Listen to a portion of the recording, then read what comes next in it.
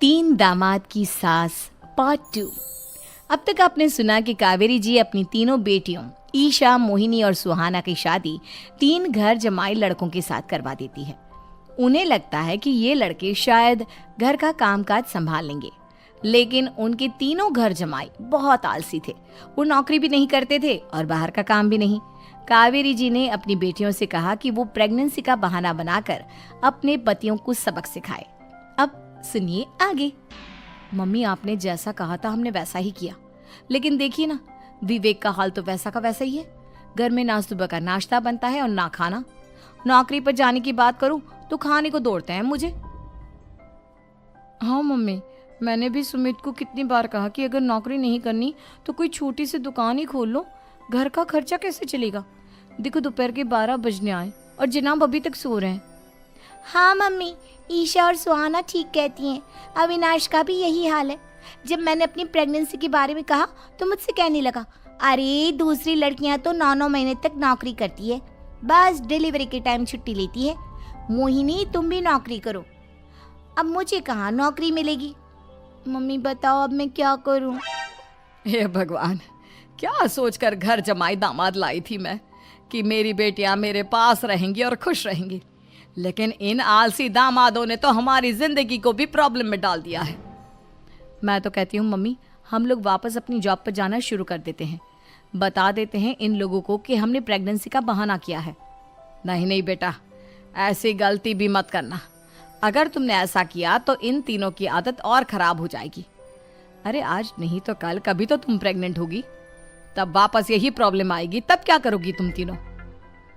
हाँ मम्मी, आपकी बात तो बिल्कुल सही है। इन लोगों को तो सुधारना ही पड़ेगा। लेकिन कैसे? अपने बच्चों के आने की खबर सुनकर भी इन लोगों पर कोई असर नहीं हो रहा। पैसे कमाने के लिए घर से बाहर निकलना ही नहीं चाहते ये तीनों। अब मेरे दिमाग में एक प्लान आया है। तुम तीनों चिंता मत करो, उन तीनों को बुलाओ, फिर मैं बात करती हूँ। थोड़ी देर बाद कावेरी जी अपने तीनों दामादों को सामने बुलाकर अपनी बात कहना शुरू करती हैं। अविनाश, सुमित और विवेक, देखो बेटा, मैं ना तुम तीनों से बड़ा प्यार करती हूँ, इसीलिए तो तुम्हें घर जमाई बना कर रखा है मैंने।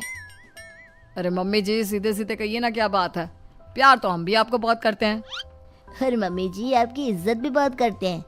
अरे भाई, आपके जैसी सास और कमाने वाली बीवी सबको मिलती है क्या? हाँ मम्मी, विवेक और सुमित ठीक कह रहे हैं।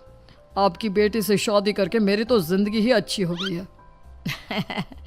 जानती हूँ मैं, और ये भी जानती हूँ कि तुम तीनों अपने अपनी बीवियों से बहुत प्यार करते हो। बेटा, बात ऐसी है कि हमारे कुल गुरु ने कहा है कि प्रेग्नेंट होने के बाद मेरी तीनों बेटियां शुरू के 4 महीने हमारे गांव में जाकर रहेगी, जहां मेरे चाचा जी रहते हैं। अरे लेकिन क्यों मम्मी, गांव में जाकर रहने की क्या जरूरत है इन तीनों को।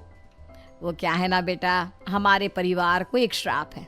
अगर मेरी बेटियों ने यहाँ पर बच्चा पैदा करने की कोशिश की तो उनके बच्चों को कुछ भी हो सकता है। इसलिए अब से लेकर 4 महीने पूरे होने तक इन्हें गांव वाले घर में रहना पड़ेगा। हाँ तो इसमें प्रॉब्लम क्या है मम्मी जी? हम भी वहाँ जाकर रहेंगे, पिकनिक मनाएंगे। अरे भाई, बीवी जहाँ हम भी वहाँ। हाँ यार, आइडिया तो बहुत अच्छा है। शहर की जिंदगी में रह रहकर परेशान हो चुके हैं, अब कुछ दिन गांव में बिताएंगे। तुम लोग समझने की कोशिश क्यों नहीं करते।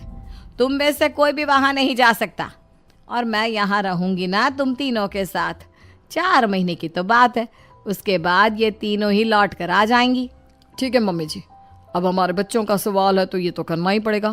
कावेरी अपनी तीनों बेटियों को कुछ दिन के लिए घर से बाहर कहीं दूसरे शहर में रहने के लिए भेज देती है। कुछ दिनों के बाद, अरे मम्मी जी, बहुत दिन से पिज्ज़ा नहीं खाया, मंगवाइए ना। क्या बताऊं बेटा, पहले तो बेटियां खर्चा दे देती थी क्योंकि उनकी नौकरी थी, लेकिन अब तो मेरे पास पैसे ही नहीं बचे। थोड़े बहुत पैसे हैं जो बच्चों की डिलीवरी में काम आएंगे। लेकिन मम्मी जी, आपकी बेटियों को वापस आने में तो अभी बहुत वक्त बाकी है। वही सोच सोच कर परेशान हो रही हूँ। सोच रही हूँ कल से दूध भी बंद करवा देती हूँ। अब दूध वाले को देने के लिए पैसे भी तो नहीं है ना।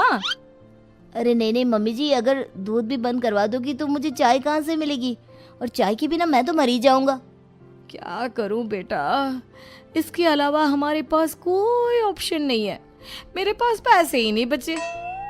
इस तरह कावेरी जी धीरे धीरे अपने तीनों दामादों को पैसे देना बंद कर देती हैं और घर में खाने पीने की चीजें लाना भी बंद कर देती है। अब वो तीनों बुरी तरह से परेशान होने लगे थे और इसलिए एक दिन तीनों प्लान करके घर से बाहर निकलते हैं और बाजार में जाने के बाद, यार अच्छा खाना खाए हुए कितने दिन हो गए, पता नहीं कब अच्छा खाना मिलेगा। हमारी बीवियों के जाने के बाद तो हमारी हालत भिखारियों जैसी हो गई है यार। कुछ भी हो, मुझे तो आज पिज्जा खाना ही खाना है। जेब में 1 रुपया नहीं है और पिज्जा खाएगा, कहाँ से आएंगे पैसे? अरे देख वहाँ सामने बोर्ड पर क्या लिखा हुआ है, कंप्यूटर पर काम करने के लिए एक आदमी की आवश्यकता है। भाई मैं तो जा रहा हूँ, काम करूँगा और शाम तक पैसे लाकर आराम से पिज्जा खाऊंगा। जा जा, तुझे कोई काम नहीं देने वाला, हम तो घर जा रहे हैं। चल भाई सुमित। सुमित और अविनाश वहाँ से चले जाते हैं और विवेक उस कंप्यूटर शॉप पर सारा दिन काम करके 5,000 रुपये कमा कर घर लौट कर आता है और अपने खाने के लिए अच्छी अच्छी चीज़ें भी लेकर आता है। ये देखकर विवेक और सुमित के दिल में भी कुछ पैसे कमाने की इच्छा जागती है। अरे सुबह सुबह कहाँ चल दिए तुम? मम्मी जी एक बहुत अच्छी जगह मिली है, कंप्यूटर पर काम करने के 5,000 मिले थे कल मुझे। अगर रोज काम करूंगा तो पूरे 40,000 की तनख्वाह। अरे वाह, ये तो बहुत अच्छी बात है दामाद जी, आपको जाना ही चाहिए। सुमित और अविनाश विवेक को इस तरह तरक्की करते देखकर परेशान हो जाते हैं और वो दोनों भी काम की तलाश में निकल पड़ते हैं। धीरे धीरे उन दोनों को भी काम मिल जाता है। अब कावेरी के तीनों दामाद छोटी मोटी नौकरी करके अच्छा पैसा कमाने लगे थे। एक दिन कावेरी उन्हें अपने पास बुलाती हैं। अरे वाह, विवेक 40,000 कमा लेता है, अविनाश 60,000 और सुमित तुम भी 40,000 के आसपास कमा ही लेते हो। कुल मिलाकर तुम अच्छे खासे पैसे कमा रहे हो बेटा। हाँ मम्मी जी, बहुत मजा आता है जब महीने के एंड में मोटी रकम हाथ में आती है। पूछिए मत मम्मी जी, घर में रहकर रोटी बना बना कर और तो जैसा महसूस होने लगा था मुझे तो। हाँ बेटा, तुम तीनों की बात तो बिल्कुल ठीक है और जानते हो अब तुम तीनों की पत्नियां भी वापस लौट कर आने वाली है। लेकिन मम्मी जी अभी तो उन्हें गए सिर्फ 2 महीने हुए हैं, आपने तो कहा था वो 4 महीने के बाद लौट कर आएंगी। ऐसा कुछ नहीं है बेटा, मैं सिर्फ तुम तीनों को सबक सिखाना चाहती थी कि आदमी घर में बैठकर बीवी की कमाई खाता हुआ अच्छा नहीं लगता।